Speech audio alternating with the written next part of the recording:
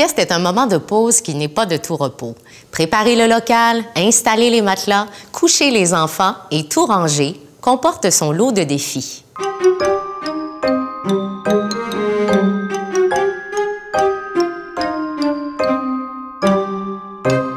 Plusieurs tâches lors de la sieste peuvent vous occasionner des troubles musculo-squelettiques. Par exemple, vous penchez pour prendre un enfant ou pour placer un matelas. Travailler en torsion pour donner un matelas à un enfant ou pour l'endormir. Soulever un enfant qui est couché. Vous retrouvez-vous dans ces postures? Est-ce que d'autres situations présentent des risques de blessures? Pour vous aider à répondre à ces questions, téléchargez la grille d'observation des facteurs de risque. Vous pourrez analyser votre routine. Pensez-y, l'objectif est de réduire les soulèvements et de vous rapprocher de la posture de base. La tête droite, le dos droit, sans torsion, les bras près du corps, les épaules relâchées. C'est la posture la moins dommageable pour les articulations.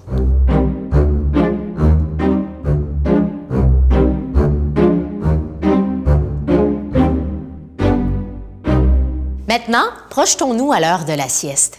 Comment ça se passe chez vous? Comment vous placez-vous pour sortir ou ranger les matelas? Comment les couchettes sont-elles disposées dans la salle de dodo?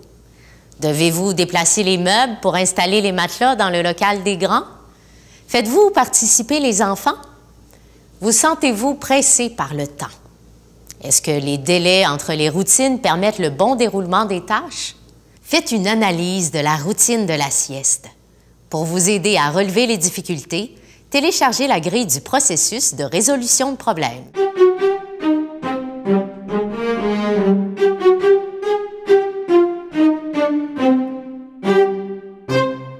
Nous l'avons vu, la sieste entraîne plusieurs postures contraignantes. Regardons maintenant quelques solutions. Commençons à la pouponnière. L'aménagement de la salle de dodo a une grande influence sur les postures de travail. Voici un exemple d'un plan optimal. Il offre un espace de circulation d'au moins 91 cm. Un côté de chaque couchette est entièrement libre et la fenêtre est facilement accessible. Voyons les avantages de cet aménagement. Il permet d'être face à l'enfant pour le prendre, d'installer les draps et nettoyer les couchettes plus simplement, d'éviter de déplacer les lits à tout moment, de circuler plus facilement dans la salle de dodo. En somme, vous travaillez dans une bonne posture et évitez les torsions. Parlons équipement, plus précisément des couchettes. Celles avec un côté rabattable favorisent la santé et la sécurité du travail. Lorsque le côté est pivoté, vous êtes plus près de l'enfant et vous le soulevez moins haut. D'autres options sont à considérer. Des roues avec des freins faciles à actionner pour stabiliser la couchette, un panneau translucide à la tête et au pied du lit pour rapprocher les lits et gagner de l'espace tout en évitant que les enfants se touchent, des couchettes plus petites pour augmenter l'espace de circulation. Observons les méthodes de travail. Pour éliminer ou réduire les contraintes sur votre dos, la méthode sécuritaire consiste à déposer et à prendre le poupon debout dans sa couchette. Regardons comment faire. Prendre l'enfant dos à soi, lui soulever les jambes d'une main. Appuyer ses fesses sur le rebord de la couchette. Placer les mains au niveau du thorax de l'enfant pour le glisser jusqu'à ce qu'il se retrouve debout dans le lit. Lui demander ensuite de se coucher. Une fois la sieste terminée, la même méthode s'applique. Se placer devant l'enfant et garder le dos droit. Demandez à l'enfant de se mettre debout. Au besoin, lui tendre les mains. Placer l'enfant dos à soi.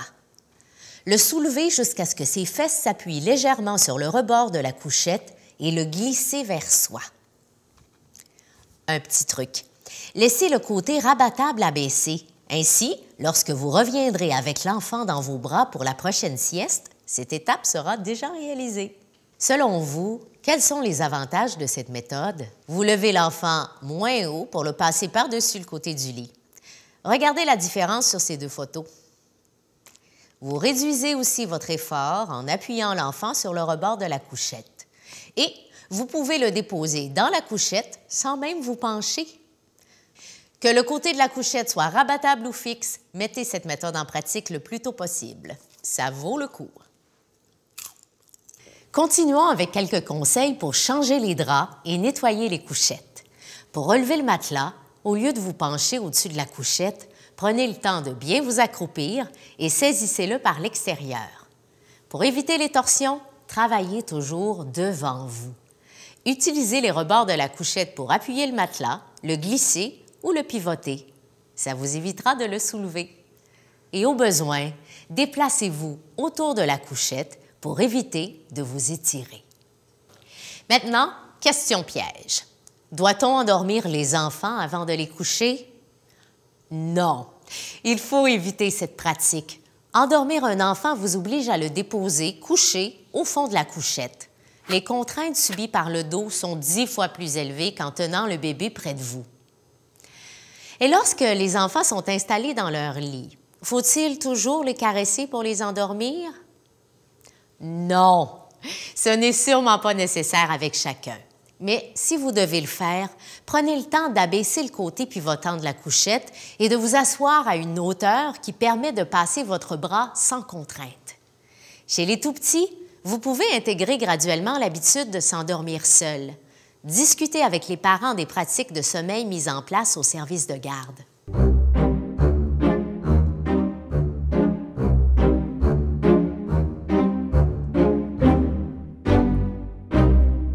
Après avoir vu plusieurs façons de réduire les contraintes de la sieste chez les poupons, passons maintenant aux solutions chez les grands. Réfléchissons à l'aménagement du local.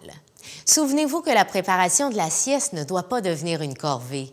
Prévoyez un plan pour l'installation des matelas au sol sans devoir déplacer les meubles. Ça vous évitera bien des efforts. Qu'en est-il des équipements de rangement? Une armoire à matelas et à doudou bien conçue favorise des postures de travail sécuritaires et la participation des enfants. Voici quelques critères à considérer.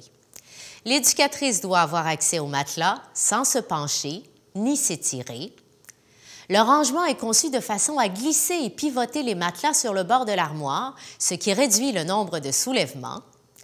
La hauteur de l'armoire doit permettre aux enfants d'aider à la manipulation des matelas.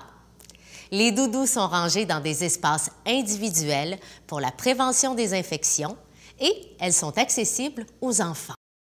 Dans un rangement à la verticale avec des séparateurs rigides, dont certains sont amovibles, vous pouvez laisser les draps en place, des manipulations en moins et un meilleur accès pour le nettoyage de l'armoire. Un tiroir compartimenté au bas de l'armoire est une façon intéressante de ranger les doudous. Pour la sieste des grands, quelles sont les bonnes méthodes de travail? Un principe s'applique. Il faut maximiser la participation de l'enfant. Plus l'enfant en fait, plus l'éducatrice diminue ses efforts.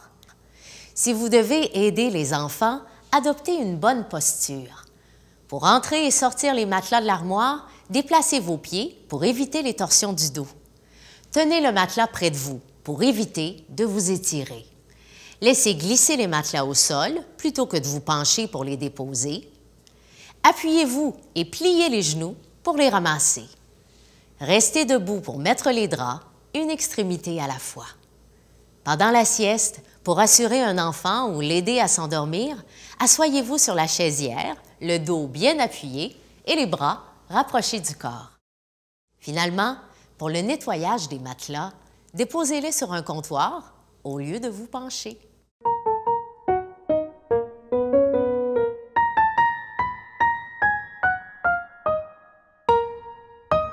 Vous venez de voir plusieurs propositions pour éliminer ou réduire les contraintes et les risques de troubles musculo-squelettiques lors de la routine de la sieste.